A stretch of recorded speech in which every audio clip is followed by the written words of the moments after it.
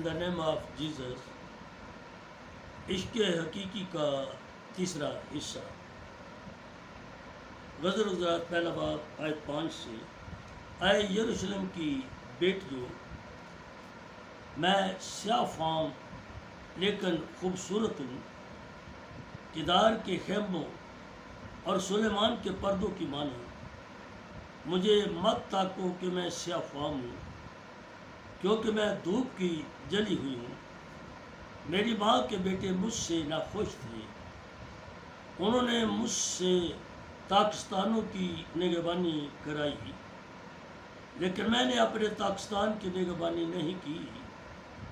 آئے میری جان کے پیارے، مجھے بتا تو اپنے گلا کو کہاں چلاتا ہے اور دوپہر کے وقت کہاں بٹھاتا ہے؟ کیونکہ میں تیرے رفیقوں کے گلوں کے پاس کیوں ماری ماری پھروں. خدا کی پاک کلام کا پڑھا سنا جانا سب کے لیے باعث برکت ٹھہرے. آمین. خدا کی تعریف ہو. آمین. اے یروشلم کی بیٹی، یہ سب یروشلم کے رہنے والوں کو کہا گیا. اس وقت زمینی یروشلم تھا جہاں داؤد بادشاہ نے 33 برس تخت حکمرانی رکھا اور 40 برس ان کے بیٹے سلیمان بادشاہ نے آگے پروتوں میں. ایک یروشلم اور ہے جس کا ذکر مکاشفہ 21 باب میں ہے، آسمانی یروشلم، نیا یروشلم، یعنی مسیحی کلیسیا. اب اس میں دونوں آتے ہیں،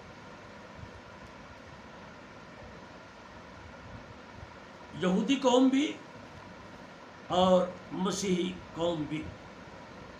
یہ معرفت کی بات ہے. لوگ تو یہی کہتے ہیں کہ یہ ایک حبشہ کی عورت تھی جس کی بات ہے، لیکن ہم اسے لیں گے اور رنگ میں. کلیسیا میں سیاہ فام بھی ہیں، سفید فام بھی ہیں. اگر میرے خاندان میں یا میں یا ہم سننے والے سیاہ فام بھی ہوں، یعنی رنگ کے کالے بھی ہوں، لیکن آگے کہا گیا ہے میں خوبصورت ہوں، اور یہ دل کی خوبصورتی ہے جس کو سیرت کہا گیا کہ یروشلم کا رہنے والا اسرائیلی ہو، یہودی ہو یا مسیحی ہو، رنگ چاہے اس کا کالا بھی کیوں نہ ہو، سیاہ فام ہو، لیکن اس کی سیرت کی خوبصورتی ہو، اس کے کام اچھے ہوں. آگے ہے کدار کے خیموں اور سلیمان کے پردوں کی مانند. بتایا تھا کہ جو میں نے اپنے بڑے بیٹے پاسٹر عمر صلاحت کے گھر میں ایک کتاب پڑھی تھی، وہ کسی خدا کے خادم نے جس میں غزل غزلات کے بارے میں لکھا، اور انہوں نے کدار کے بارے میں لکھا ہے.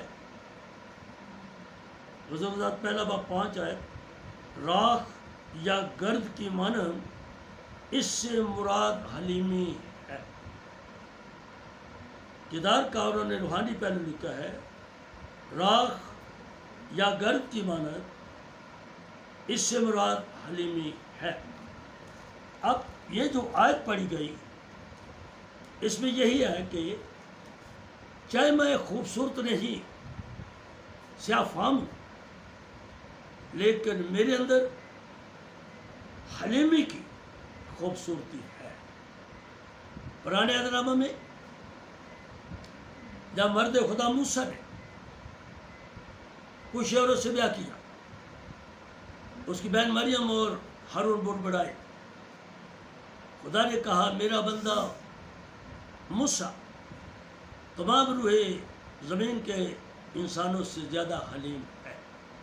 یہ خدا نے کہا موسیٰ حلیم ہے، یعنی نرم مزاج، حلم یعنی نرمی جو 9 پھلوں میں ہے. پھر یوسف سے نے کہا متی 11 باب میں میرے پاس آؤ مجھ سے سیکھو، میں حلیم ہوں اور دل کا فروتن بھی ہوں۔ اور زکریا نبی نے زکریا 9 باب آیت نمبر 9 میں پیشن گوئی کی یسوع مسیح کے بارے میں، وہ صادق ہے اور حلیم ہے اور نجات اس کے ہاتھ میں ہے۔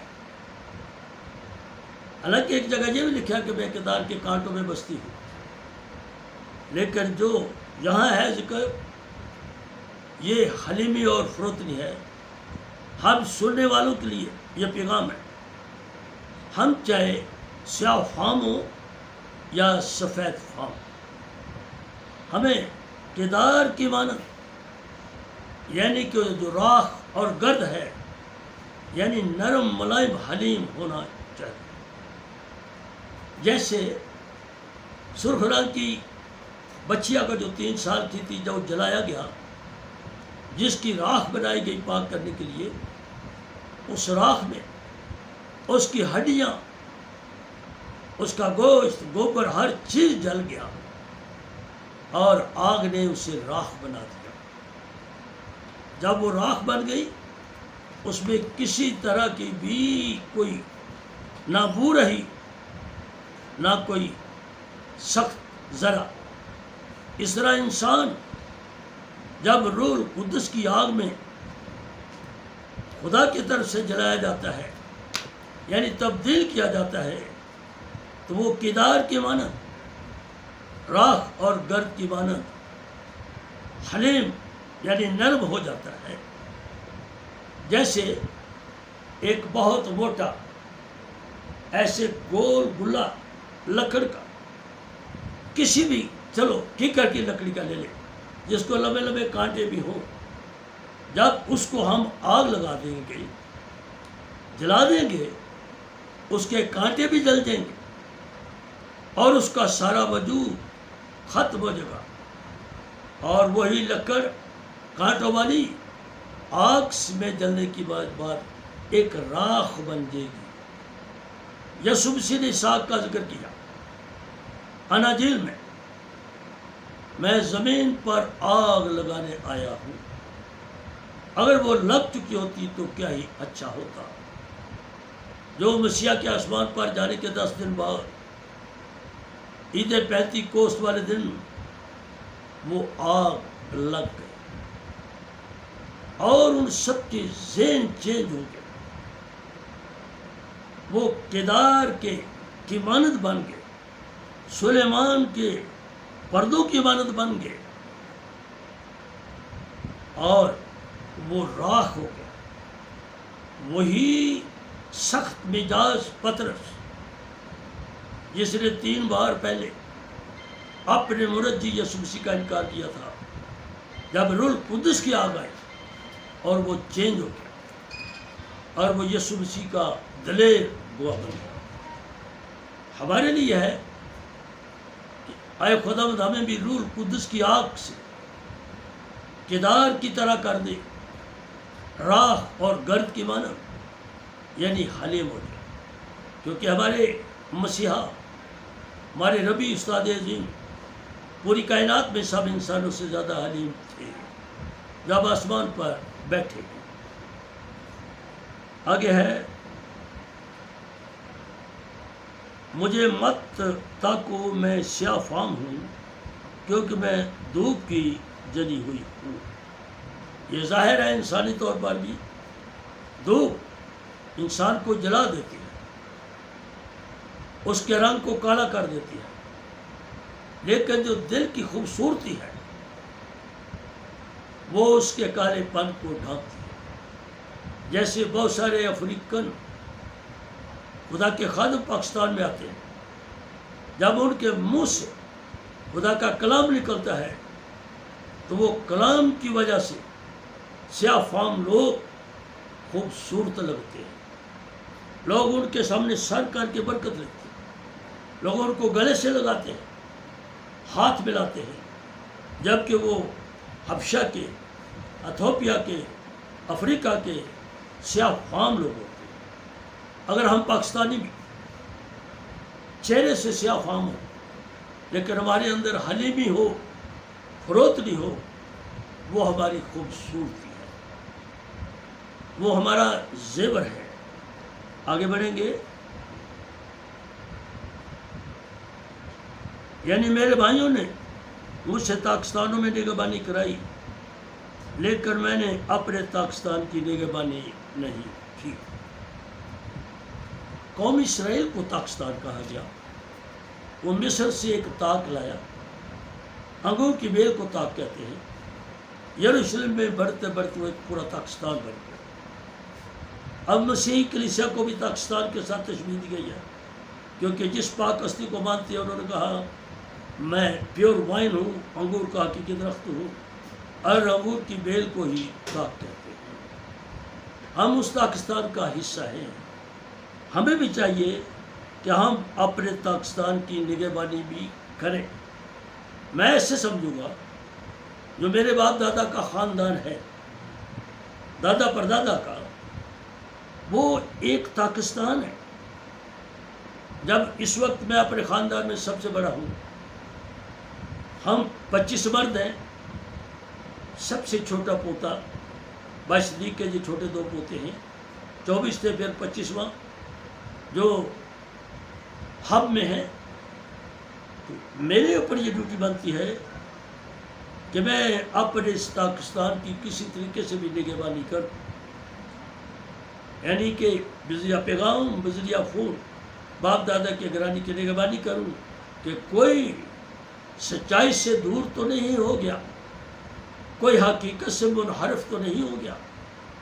میری آل اولاد، میرے باپ دادا کی آل اولاد، اسی طرح ہم سب پر فرض ہے، جو ہم بزرگ ہیں، جو ہم خادم ہیں۔ دیکھیے، پھر کہوں گا، خدا نے مجھے بچپن سے سنا اور سکھاتا آیا، پھر 73 سے پاک کلام کی اسٹڈی شروع ہوئی، 15 سال لگاتار تلاوت کی، 4 بار کلام پاک پڑھا، پورا پاکستان پھرا کلام سیکھنے کے لیے۔ فارن کنٹریوں کے لوگ، پاکستانی بھی علماء، کچھ سیکھا۔ 1988 سے خدا نے مجھے ایز اے ایڈر نگہبانی کا موقع دیا۔ یہ جو نگہبانی کی بات ہے، جہاں تک ہو سکا میں نے اپنی کلیسیاؤں کی اچھی نگہبانی کی، جہاں تک ہو سکا۔ لیکن باپ دادا کا جو گھرانہ ہے، ان کی نگہبانی کرنا بھی ہر پاسبان پر، ایڈر پر، بزرگ پر، گھر کے سربراہوں پر شامل ہے۔ اپنے پاکستان کی نگہبانی کرے، باپ دادا کے گھرانے کی۔ آئے میری جان کے پیارے مجھے بتا، تو اپنے گلہ کو کہاں چراتا ہے؟ جان کا پیارا ہمارے لیے خدا یسوع مسیح، جنہوں نے اپنی جان میرے لیے دے دی۔ ہر سننے والا کہے گا کہ خدا یسوع مسیح نے اپنی جان میری جان بچانے کے لیے دے دی۔ گویا وہ ہم کو ہر چیز سے، جان سے پیارا ہے، جس کو خدا نے کہا 2 بار، میرا پیارا بیٹا جس سے میرا دل خوش۔ خدا کا پیارا، ہمارا محبوب خدا یسوع مسیح ہماری جان سے پیارے ہیں۔ آگے گلہ ہے کلیسیا، گلہ کلیسیا ہے۔ کیونکہ میں تیرے رفیقوں کے گلوں کے پاس کیوں ماری ماری پھروں۔ اب جو رفاقت میں رہنے والے ہیں وہ رفیق ہے۔ جیسے کہ دانیال کی کتاب میں 4 یہودی آپس میں رفیق تھے، دانیال، صدرک، مشک، عبدالنجو، کیونکہ ان 4 کی رفاقت ہوتی۔ اس طرح یسوع مسیح کے 12 شاگرد، 12 رسول رفیق تھے، جو ان کی رفاقت میں رہتے تھے۔ گو ایک نے خودکشی کر لی جس دن پاؤں دھوئے شہربانی کی رسم ہوئی۔ پھر انہوں نے رسولوں کے بعد پہلے باب میں پتہ رسول نے روح کی ہدایت سے 12واں پورا کر لیا۔ اور جو اس گلہ میں شامل ہوتے، یعنی مسیحی کلیسیا میں، وہ یسوع مسیح کے رفیقوں کے ساتھ رفاقت رکھتے۔ اب ہمارا بھی فرض ہے ہم اچھے خادموں کے ساتھ رفاقت رکھیں، ہم آپس میں رفیق ہوں. رفیق کا مطلب ہے رفاقت رکھنے والا. ہم رفیق ہوں. آگے ہے اے عورتوں میں سب سے جمیلہ اگر تو نہیں جانتی تو گلہ کے نقشے قدم پر چلی جا اور اپنے بزغالوں کو چرواہوں کے خیموں کے پاس پاس چرا. اے عورتوں میں سب سے جمیلہ، یہاں عورتوں سے مراد اقوام ہیں، قومیں. جب یہ سلیمان نے لکھا تو اس وقت قوم اسرائیل کو کہا گیا. یہودی ایک قبیلہ ہے لیکن وہ اسرائیلی ہے، بنی اسرائیل یعقوب کی اولاد. ان کا چوتھا بیٹا یہودا تھا. یہودا کی اولاد کو یہودی کہا گیا. داؤد، سلیمان، مقدسہ مریم یہ خود یہودی قبیلے سے تھی لیکن قومیت کے لحاظ سے اسرائیلی تھی. اب عورتوں میں سب سے جمیلہ، اے قوموں میں سب سے باجمال خدا کی پیار. اب یہی حسن، یہی لقب مسیحی قوم کو دیا گیا ہے. قوموں میں سب سے جمیلہ، جمال سے جمیل یعنی خدا کا جمال، اس کا جلال، اس کی روحانی خوبصورتی.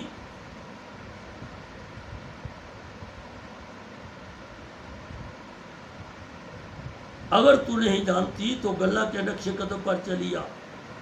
اب میں اس کو ایسے کہوں گا، اب مسیحی قوم گلہ ہے کیونکہ یسوع مسیح نے بھی پطرس کے ذمہ یہ بات لگائی تھی، میری بھیڑوں کو چرائے گا، میرے بروں کو چرائے گا. یہ گلہ ہے یعنی کلیسیا.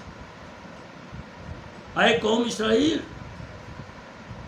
تجھے اپنے محبوب کا اگر پتہ نہیں چلا تو مسیحی قوم سے کچھ سیکھ. جو اچھا چراہا مسیح ہے،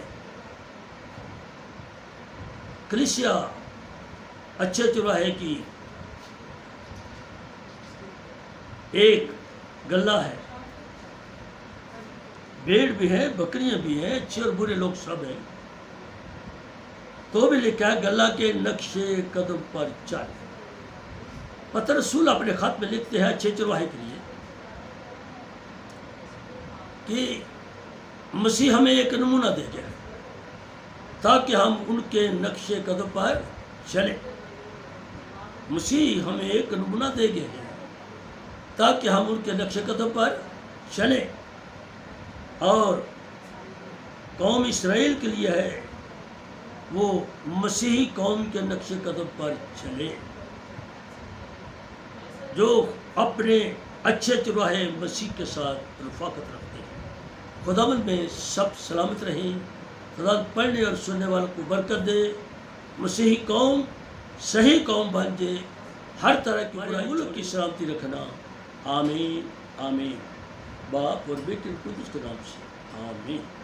گاڈ بلیس یو آل.